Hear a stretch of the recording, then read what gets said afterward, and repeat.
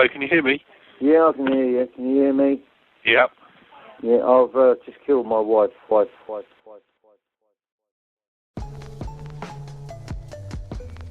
In the quiet town of Stowmarket, Suffolk, Anne Searle seemed to live a life of tranquility. A devoted wife and mother of 3, she had spent decades building a family and a home. Her marriage to Stephen Searle began in 1972, a union that, to the outside world, appeared steadfast and unbreakable. But as the years wore on, Anne's life took a darker turn, revealing secrets which would ultimately lead to her tragic end. On December 30th, 2017, the tranquility of the Searle household was shattered forever. A chilling 999 call came in. Stephen Searle, Anne's husband of over 40 years, calmly confessed, "I've just killed my wife."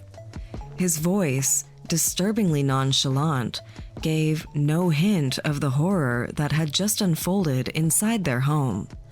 When paramedics arrived, Anne lay unresponsive on the floor, and despite their desperate efforts, she was pronounced dead at the scene. The cause of death was a chilling revelation: asphyxiation from neck compression. What could have led to such a brutal act? For months leading up to her murder, Anne had been grappling with a devastating betrayal. Her husband, Stephen, had been having an affair not with a stranger, but with the partner of their own son, Gary. Anastasia Pomiativa, the mother of their grandchild, had entered into a secret relationship with Stephen, shattering the trust and loyalty that Anne had thought defined her family. As Anne confronted her husband about the affair, tensions escalated, with ominous threats and violent encounters brewing just beneath the surface. The signs of turmoil were there. Friends and colleagues would notice bruises on Anne's arms, marks which hinted at a darker side to her happy marriage. Anne confided in those close to her, hinting at the fear and isolation she felt. Just days before her passing, she posted a cryptic message on social media. Was this a cry for help, a premonition, or something more? Anne's fear seemed to materialize as she faced the man she had loved for so many years, the man who would ultimately take her life. During the trial, a grim picture emerged. Witnesses spoke of Stephen's increasing aggression, his threats to kill Anne, and his attempts to control every aspect of her life. Stephen claimed self-defense, painting Anne as the aggressor in a desperate bid to save himself. But the jury would see through his lies. As Anne's story would come to light, it would leave behind a trail of questions that may never be fully answered. What really happened behind the closed doors of the Searle home? Could Anne have been saved from the tragedy that befell her? And why would a marriage of over 4 decades end in such horror? The answers lie buried with Anne, leaving us to wonder what other secrets this family might be hiding. Greetings, everyone, and welcome back to Memento Mori Stories. I'm Ella Favela, your guide through the darker corners of the human experience. If you're fascinated by the mysteries of life, where each sip of coffee deepens your curiosity, and tales of true crime send shivers down your spine, you're in the right place. Whether you're a longtime listener or you're joining us for the first time, I'm thrilled to have you with us. So, get comfortable, because we're about to dive into a chilling tale. Before we begin today's journey, I have a quick tip for those of you who thrive on stories which challenge your perceptions and keep you on edge. Don't forget to hit the subscribe button and to ring the notification bell. We release new episodes every 2 weeks, and I'd love for you to be a part of our journey into the shadows. If you're curious what happens behind the scenes of my life, please join me on Instagram, TikTok, and Facebook. I always have something exciting in the works, and I'd love for you to be a part of our ever-growing community. You'll find all of my social links on the screen, and they're clickable in the description box below. Speaking of community, there's something special over on Instagram for my followers. Whoever is the 250th follower at Memento Mori Art will receive a custom painting created by yours truly, delivered straight to your door, completely free of charge. It's my way of thanking you for your ongoing support and welcoming you into our community. Before we go any further, we need to discuss what's on the agenda for today. This episode will cover impactful and sensitive topics which may stir up some strong emotions. Remember that these aren't just stories. They're real-life events which have profoundly affected individuals and communities. Please note, this channel is not intended for minors. Today's episode will include graphic content and in-depth discussions on domestic abuse, violence against women, assault, and murder. Listener discretion is strongly advised. We understand the weight of these topics, and it's crucial to prioritize your own mental and emotional well-being. If any of these subjects resonate too closely with your own experiences, or if anything becomes too distressing, please feel free to step away or skip this episode entirely. Your health is my top priority, and it's important that you honor your own needs and boundaries. As we dive into these harrowing stories, our goal is not to sensationalize the pain, but to honor the victims and to shed light on the realities they endured. We aim to create a space where these difficult conversations can lead to greater awareness and ultimately to change. By confronting the darker sides of human behavior, we hope to contribute to a broader dialogue on prevention and support for those affected by such violence. If you or someone you know is dealing with these issues or carrying the weight of past trauma, please know that you're not alone. Resources and support systems are available, and we've included a list of contacts in the description below which might offer some help. Whether you seek out professional support, confide in a trusted friend, or simply take a break from these topics, please know that pathways to your healing do exist. Thank you for joining us on this journey. Let's approach these stories with the compassion and respect they deserve, striving to learn from them in ways that foster understanding and healing. Now, grab your cup of coffee and settle in as we dive into the tragic case of Anne Searle. Anne Flack lived a quiet and respectable life in Suffolk, England. Born and raised in the rural country, Anne was a well-liked figure in her local community, known for her kind-hearted nature and her gentle demeanor. Her warm personality made her a beloved member of her community, where she was appreciated for her willingness to help others and her genuine concern for the well-being of those around her. Anne's life was marked by simplicity, rooted in the traditional values that were so common in Suffolk, emphasizing the importance of community, family, and stability. Growing up in the peaceful countryside, she developed a deep appreciation for her surroundings. She enjoyed outdoor activities and found solace in the beauty of nature. Her love for the outdoors was complemented by her involvement in local community events, where she fostered strong relationships with her friends and neighbors. Anne's steady job allowed her to enjoy the slower pace of rural life, a life far removed from the chaos of the city. Her days revolved around her close-knit group of friends, her family, and the tranquility of the countryside, a life that was predictable and deeply satisfying to her. Anne's upbringing instilled in her a strong sense of loyalty to her family and friends, shaping her into someone who sought security in her life choices. She valued her relationships above all else, cherishing the bonds she formed with those around her. Anne was not one for the limelight. She preferred the comfort and predictability of her familiar surroundings and everyday routines. This contentment with a simple life defined her character and the choices she made.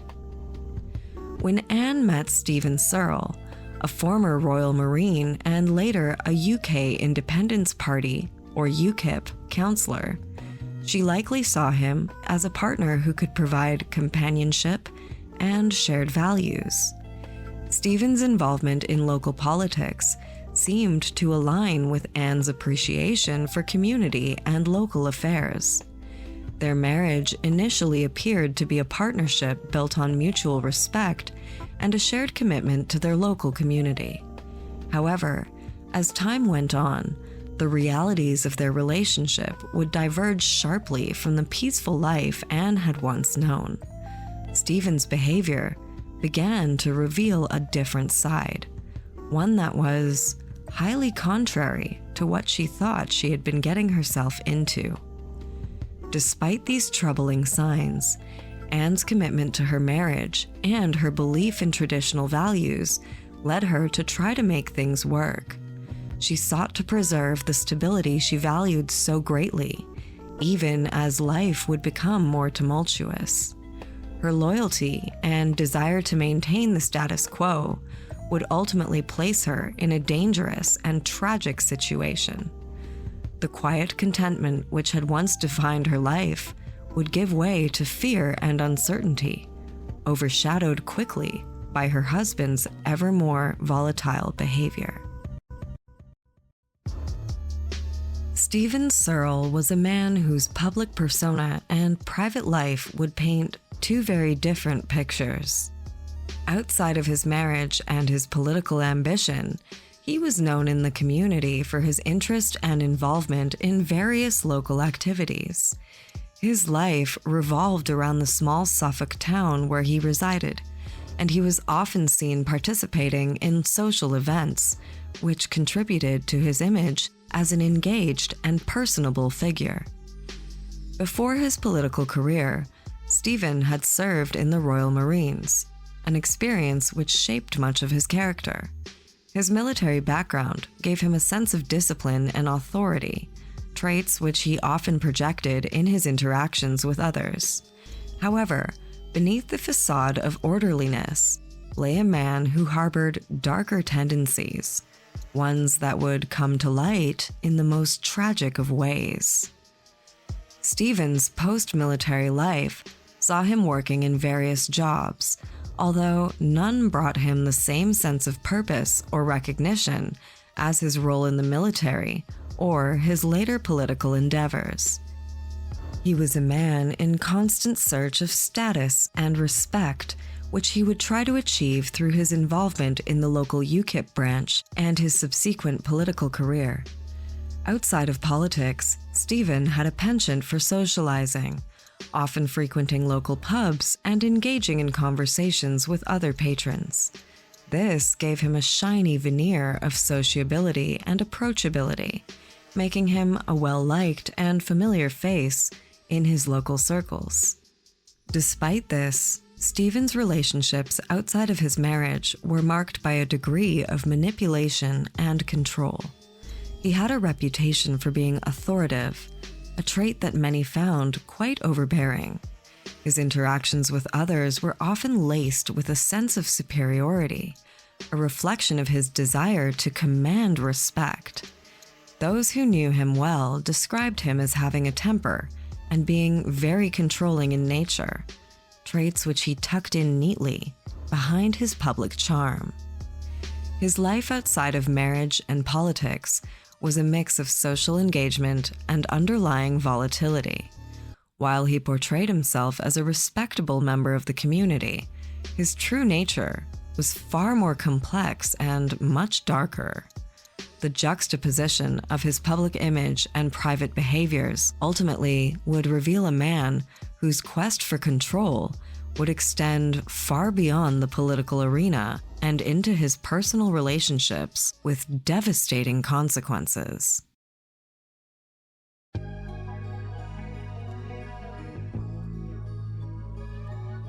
Anne's marriage to Stephen was one that seemed, at least from the outside, to fit the image of a stereotypical British couple. They met when Anne was still a young woman, and they quickly built a life together, complete with the trappings of a stable family. Children, a home in the quiet Suffolk town, and years of shared experiences. Anne, known for her warmth and kindness, would raise their children in a nurturing environment. Meanwhile, Stephen, with his military background, brought a sense of structure and discipline to their family's life. However, behind closed doors, their marriage was far from the idyllic picture it appeared to be on the surface. The discipline and control that Stephen wielded were not confined to his military or political life. Rather, they seeped into all corners of his personal relationships as well. Anne's marriage to Stephen was marked by his controlling and, at times, abusive behavior. Friends and family members observed that Stephen would be domineering and had a quick temper. Over the years, Anne's bright personality would dim under the weight of her husband's nature. The strain in their marriage became ever more evident as Stephen's involvement in politics grew. His role in the UKIP party and his ambition for power meant that he was often away from home, leaving Anne to manage the household on her own. This physical absence was perhaps a reprieve from the emotional distance which had long set into their relationship. The once strong partnership began to crumble as Stephen's political aspirations would take precedence, leaving Anne increasingly isolated. Despite these challenges, Anne remained committed to her family. She continued to support Stephen's endeavors and to maintain the household, but the cracks were becoming harder to ignore. Friends noticed the tension between them, and Anne's growing unhappiness would lead to a once vibrant woman living in the shadow of her husband's ambition, with little room left over for her own identity or needs to be met. The final years of their marriage were marked by increasing volatility. Arguments became more frequent, and Anne's attempts to keep the peace would be met with Stephen's escalating temper. The facade of their happy marriage was slowly unraveling at the seams, revealing the deep-seated issues that lay beneath. The culmination of these tensions would eventually lead to a tragic and irreversible outcome, one that shocked their community and left Anne's loved ones grappling with the profound loss of a woman who had quietly endured too much. The affair between Stephen Searle and his daughter-in-law, Anastasia Pomyativa, cast a dark shadow over the Searle family, exposing the fractured state of Stephen and Anne's marriage and leading to the unraveling of their domestic life. The scandalous relationship began in 2017 when Searle, then 64, made his sexual interest in Pomyativa known. At the time, Pomyativa was in a relationship with Searle's son, Gary, and they shared a child together, making her, for all intents and purposes, part of the family. Stephen and Anastasia had met while working together at the Solar Bowl bowling alley in Ipswich, Suffolk. It's Suffolk, Ella. Suffolk. Their connection would deepen over time, and by March 2017, Stephen began to aggressively pursue a sexual relationship with her. According to sworn testimony, Stephen invited Anastasia to his council office, where he shockingly would reveal his sexual frustration, hinting at his dissatisfaction and asking if she was happy with his son, Gary. Searle's proposition was brazen. He inquired if she wanted to make him happy, thus laying the groundwork for what would soon become a full-blown affair. By April 2017, the relationship turned sexual, with the pair meeting secretly at the Searle home or in secluded locations like car parks. Stephen sent explicit photos of himself to Anastasia, who he affectionately referred to as SBG, short for Steve's beautiful girl. Their affair was hidden from the rest of the family, but it was only a matter of time before the truth came out. In June 2017, Anne discovered explicit text messages and photos exchanged between her husband and her daughter-in-law, exposing the infidelity that would come to dominate the Searles' lives. The discovery of the affair absolutely shattered Anne. She felt a deep sense of betrayal, not only because her husband had been unfaithful, but also because the affair was with her daughter-in-law, the mother of her grandchild. Anne's initial reaction was to take action. She kicked Stephen out of their marital home, a move that would only lead to further altercations. On more than one occasion, Stephen tried to force his way back into the home, leading to violent, aggressive, and physical confrontations.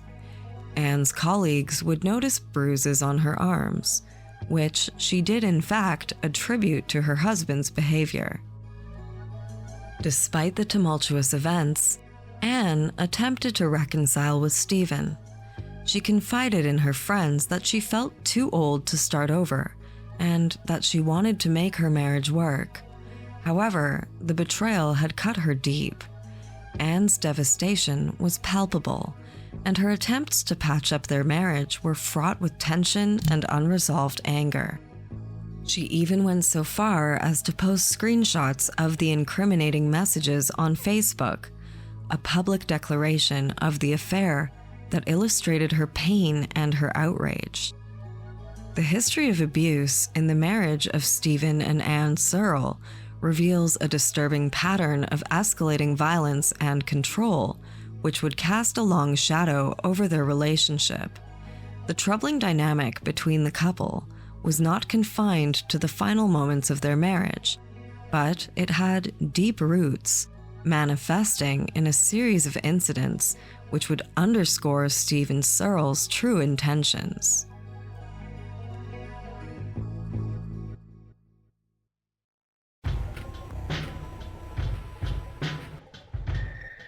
In the late 1990s, during a period when the Searles had operated a pub together, a particularly alarming incident occurred.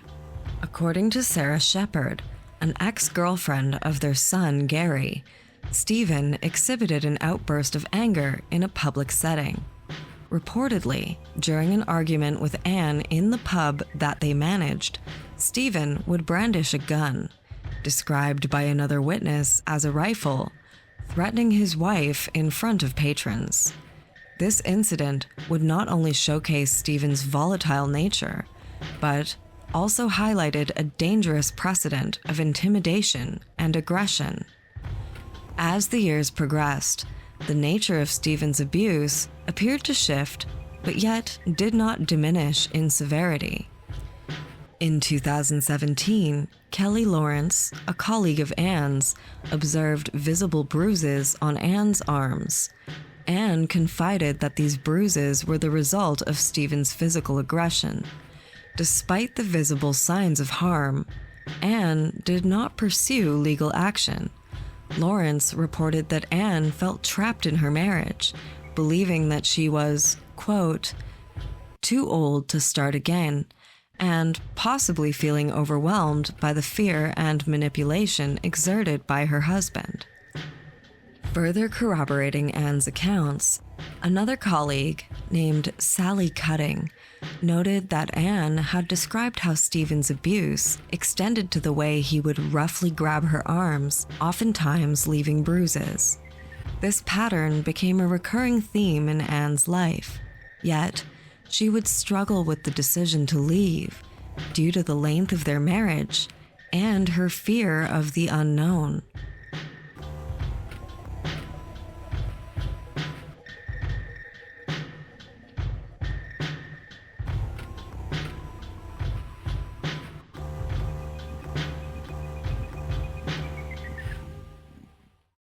Yeah, I've just killed my wife.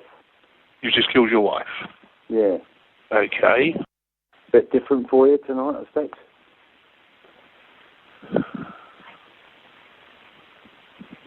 Happy New Year. Okay, and how have you killed her? Suffocation, really, I guess. Bit of a bizarre situation, but, never mind. The situation would deteriorate rapidly in the months leading up to Anne's death. Victoria Searle, Stephen's daughter-in-law, reported threats made by Stephen, including explicit threats to kill Anne. This verbal abuse was often accompanied by physical intimidation, such as an attempt to push Anne down the stairs. Additionally, his attempts to control and manipulate Anne became more pronounced. He would argue incessantly about the affair with their daughter-in-law, Anastasia Pomyativa, despite Anne's desire to simply move on. In a particularly symbolic act of control, Stephen would throw away a Christmas lunch Anne had lovingly prepared, underscoring his complete disregard for her mental well-being and her emotional state. Anne's distress would become publicly evident when she posted a haunting message on Facebook. "Happy Christmas. I hope I will still be here in 2018. We will see." This message, posted days before her death, encapsulated her fear and resignation, reflecting the abusive reality she faced. The pattern of abuse in their marriage was a tragic precursor to the violence that had ultimately led to Anne's death, revealing a cycle of control and aggression that had been building for years. On the night of December 30th, 2017, the peaceful facade of Stowmarket, Suffolk, was abruptly shattered by a harrowing emergency call.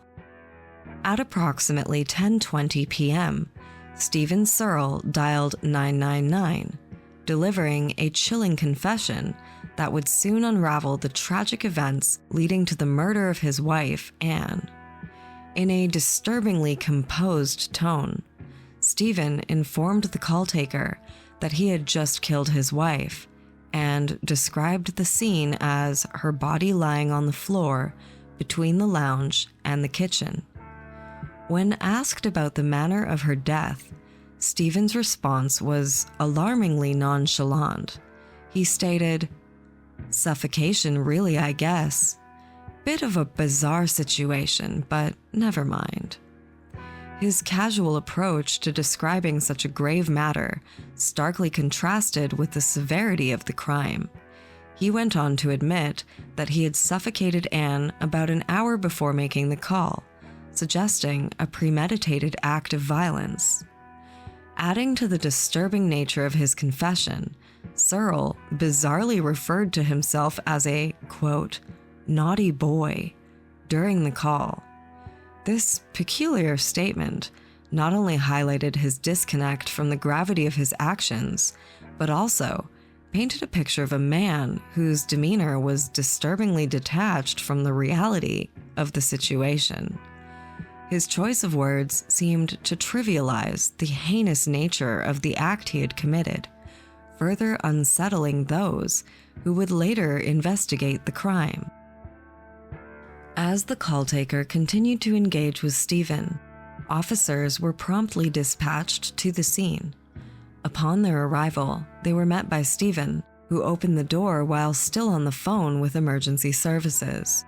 This nonchalant reception, coupled with his bizarre commentary, created a disquieting atmosphere as the officers and paramedics moved to the interior of the home.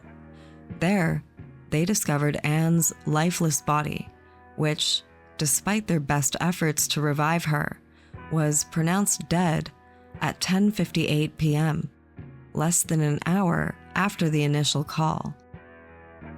The post-mortem examination that followed would provide a stark account of the murder. It was revealed that Anne had died from sustained compression of the neck, a violent and deliberate method of suffocation.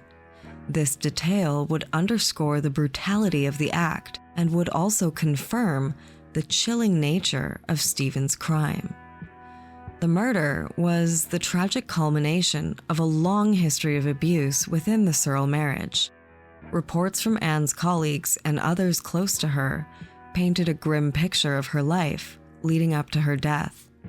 Anne had confided in many friends about physical abuse, including showing them the visible bruises on her arms. Despite these signs of violence, no help was called on her behalf, and she would remain in the marriage, feeling that starting over at her age was simply too overwhelming. The strain in the Searles' marriage had been significantly exacerbated by Stephen's affair with their daughter-in-law. This betrayal added to the already tense relationship, leading to numerous arguments and increasing conflict between Stephen and Anne. On the night of the murder, it was reported that their confrontation was particularly intense, with Stephen's abuse reaching a horrific climax. The culmination of the murder was a grim reflection on the violence and control that had characterized Stephen's interactions with his wife.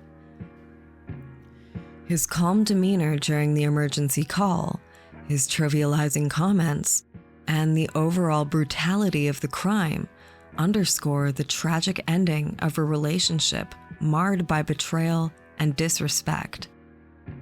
In the UK, the trial process for serious crimes, including murder, operates within a detailed and rigorous framework designed to ensure both justice and fairness.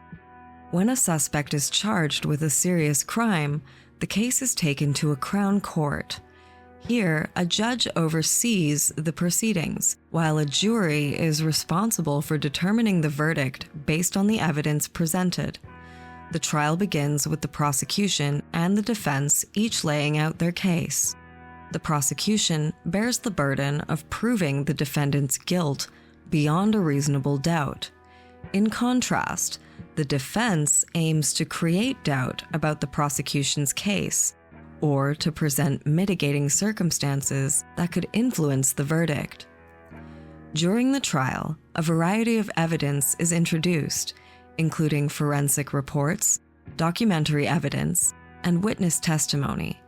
Witnesses, who can be experts or individuals with relevant information, provide their accounts and are subject to cross-examination by the defense.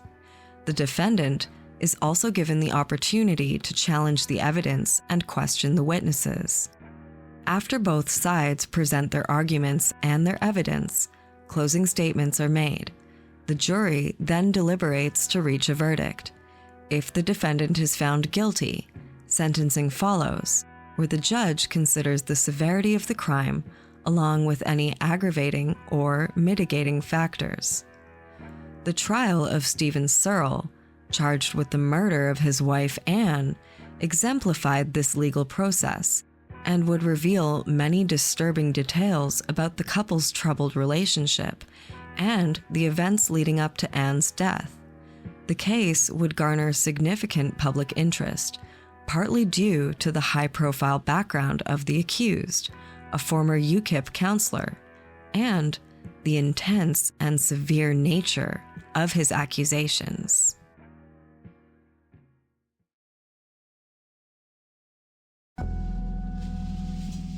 The trial commenced in early 2018, and as it progressed, the prosecution would present a damning case against Stephen Searle. Central to their argument was a history of domestic abuse and violence within the couple's relationship. Kelly Lawrence, a colleague of Anne's, provided testimony about bruises she had observed on Anne's arms in 2017. Anne had attributed these bruises to her husband, highlighting the ongoing nature of the physical abuse she endured. Lawrence's testimony underscored Anne's reluctance to press charges despite clear signs of violence, demonstrating the complex dynamics of this abusive relationship. Further evidence came from Victoria Searle, Stephen and Anne's daughter-in-law. Victoria described several instances of Stephen's abusive behavior, including threats made towards Anne and a specific incident when Stephen had attempted to push Anne down the stairs.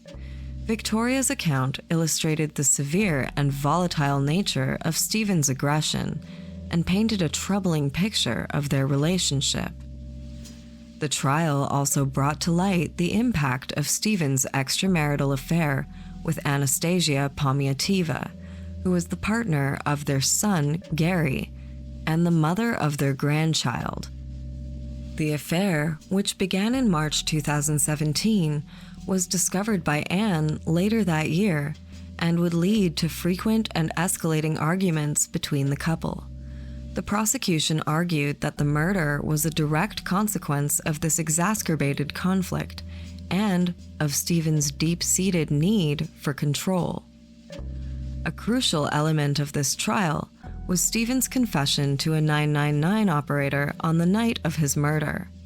His nonchalant admission of having, quote, suffocated Anne, combined with his detached demeanor and his comment about being a, quote, and I cringe repeating this, naughty boy, was used by the prosecution to highlight his lack of remorse and the premeditated nature of his actions.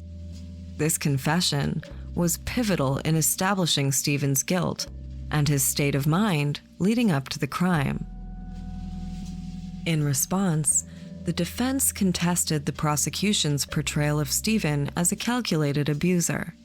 They argued that while the Searles' marriage was indeed troubled, the murder resulted from a sudden and uncontrollable outburst rather than a premeditated act of violence. Despite these claims, the evidence presented, including the history of abuse and Stephen's own admissions, painted a compelling and troubling picture of his guilt. The trial concluded with a verdict that underscored the severity of Stephen Searle's actions and the tragic ending of Anne Searle's life. It serves as a stark reminder of the devastating impact of domestic violence and the critical need for effective measures to address and to prevent such abuse before it escalates into such tragic outcomes. In January 2018, Stephen Searle was sentenced to life imprisonment with a minimum term of 27 years before he can be eligible for parole. This sentence reflects the severity of the crime and the aggravating factors presented during the trial, including the history of abuse in the relationship and the heavily premeditated nature of the murder. The life sentence with a minimum term is a common judicial response in the UK for cases involving particularly serious offenses such as murder. It means that while Searle will spend at least 27 years in prison, he may never be released if the parole board deems him still to be a risk to society at the end of his minimum term. This type of sentence is designed to reflect both the need for punishment and the protection of the public, ensuring that individuals convicted of such grave crimes serve a significant period of incarceration. The judge's decision was influenced by several factors, including the brutality of the murder, the impact of Searle's actions upon the family, and his history of abuse. The case highlighted the tragic outcomes that can result from domestic violence and underscores the need for strong judicial measures to address such crimes. Stephen Searle's UK sentencing reflects several key differences compared to the US sentencing system. In the UK, life sentences with a minimum term are used to ensure that even those convicted of the most serious crimes serve a substantial period of time before any consideration for parole. The concept of, quote, life imprisonment in the UK does not guarantee release. Rather, it sets an absolute minimum term that must be served, with the possibility of parole based on an assessment of the individual's continued risk to society. In contrast, the United States has a more varied approach to sentencing for murder. Sentences can range from life imprisonment without the possibility of parole to fixed-term sentences, depending on the state and the specific circumstances of each case. Additionally, the U.S. has a more extensive use of capital punishment in some states, where the death penalty can be applied for particularly heinous crimes. This approach emphasizes the retributive aspect of justice more strongly than the UK's system, which generally focuses on rehabilitation and the protection of the public. Another notable difference is the role of parole in the United States. Many states have different parole procedures and criteria, and the possibility of an early release can vary significantly based on the state's individual laws, as well as the prisoner's behavior behind bars. This creates a much more complex and less uniform sentencing landscape compared to the UK, where the minimum term provides a clearer framework for parole eligibility. Stephen Searle is currently serving his life sentence at HM Prison, Frankland, a high-security facility located in County Durham, England. Known for housing some of the UK's most dangerous offenders, Frankland provides high levels of security and monitoring to manage inmates with severe convictions. Searle's placement there reflects the serious nature of his crime and ensures that he'll remain under stringent supervision. Since Stephen's conviction for the murder of his wife, the lives of his mistress and also of his son have been profoundly affected. Anastasia Palmiativa, Searle's mistress and the partner of his son Gary, has faced significant scrutiny and personal upheaval. Their affair, which was central to the tragic unraveling of Searle's marriage, had a profound impact on both her life and her relationship with the Searle family as a whole. Palmiativa's involvement in the affair and the subsequent murder trial led to her being publicly identified, subjecting her to intense media attention and social stigma. As a result, Anastasia's life has been marked by public and personal turmoil, though specific details about her current life situation are not widely reported. Gary Searle, Stephen's son, has also endured considerable hardship following the trial. The revelation of his partner's affair with his father and the brutal murder that followed placed him in an extremely challenging and sad position.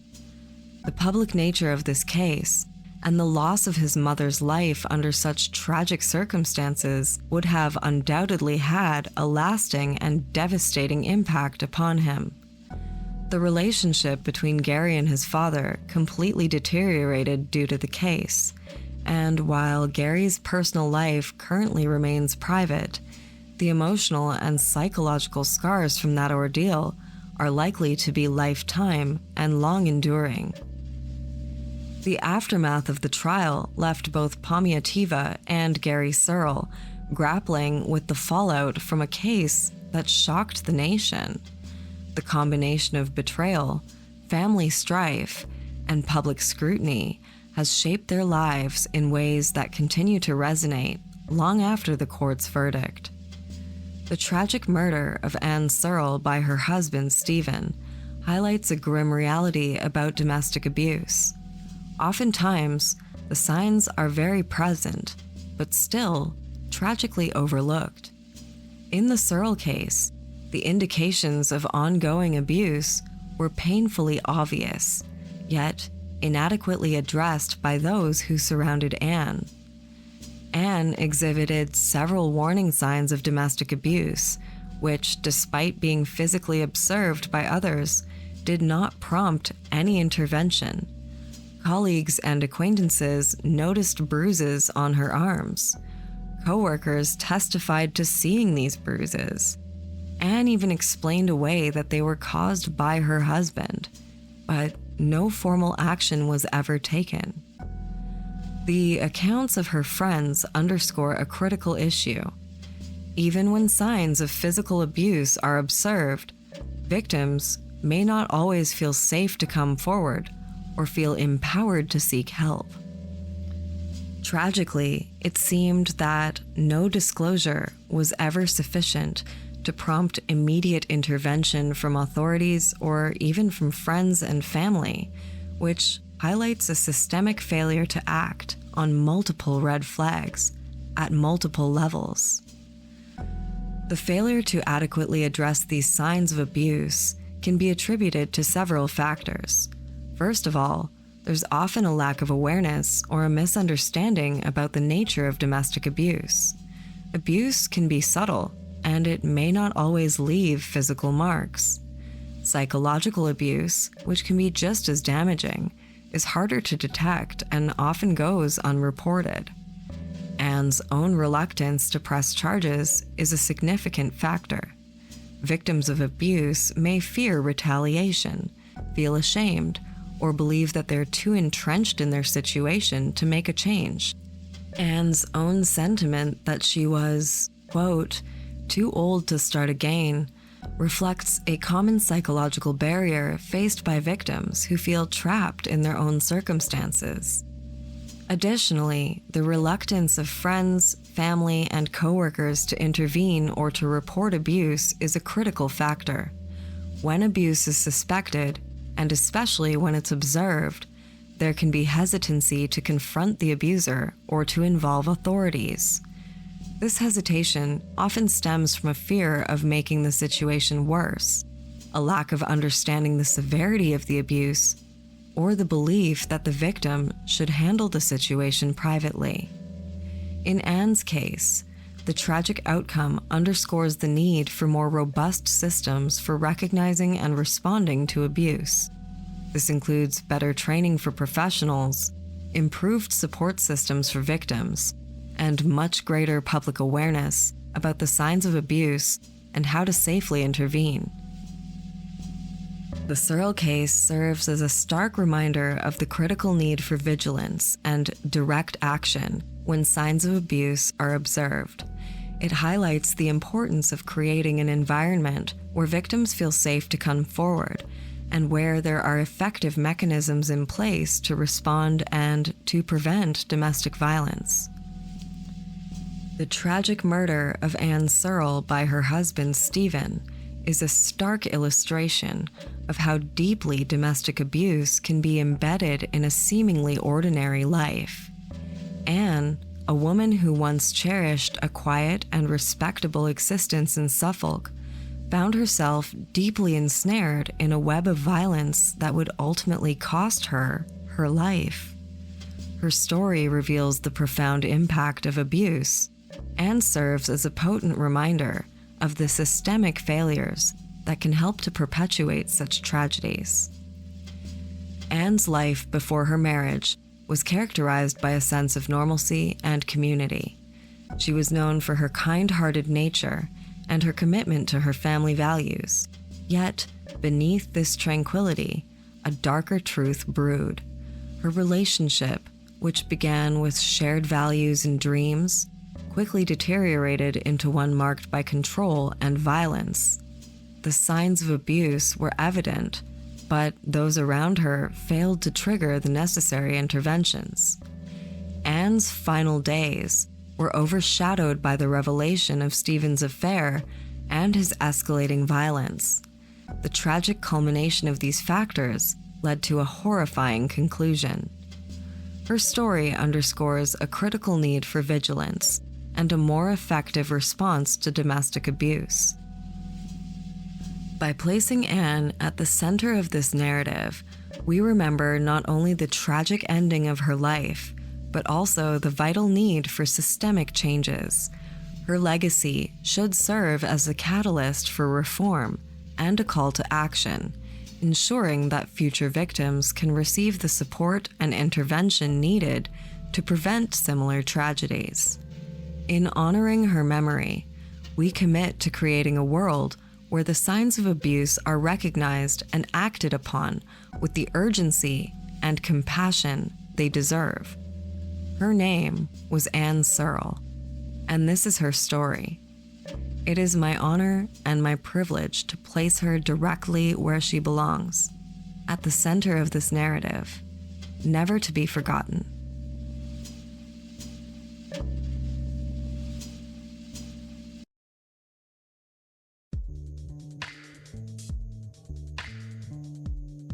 If you or somebody that you love are facing domestic abuse, please know that you're not alone and that there is help available.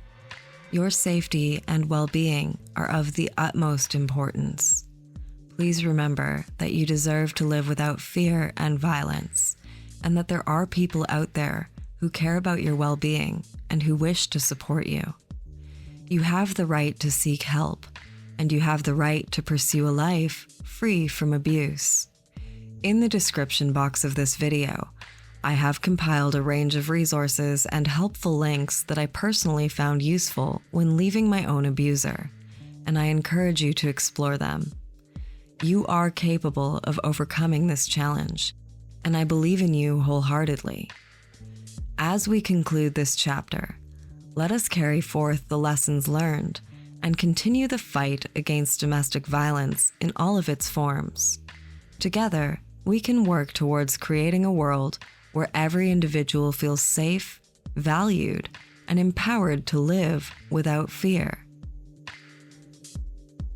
The painting I've been working on today is untitled as of right now, and at the time of recording this voiceover, about 10 minutes past 5 in the morning on August 28th, 2024, I'm about a third of the way through. I don't know how long the piece will ultimately take me, or what it's called yet, but I will put both on the screen right now for the curious. It is 9 by 12 inches and will be composed of some combination of watercolor and gouache paints, Posca pen, India ink, and gilding foils on 300 GSM 140-pound cold-pressed block.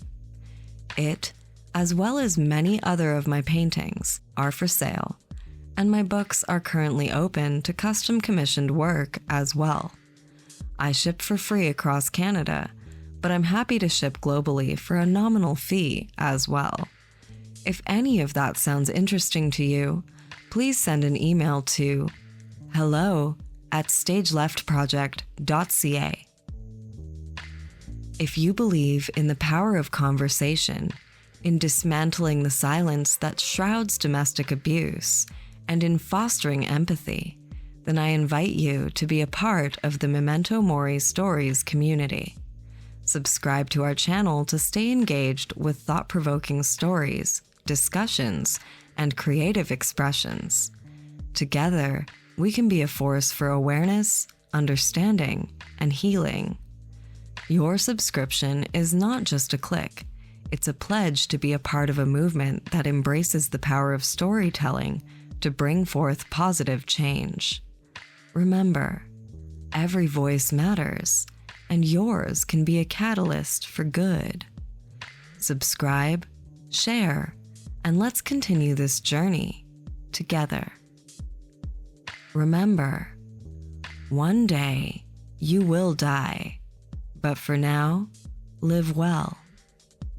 Ciao for now.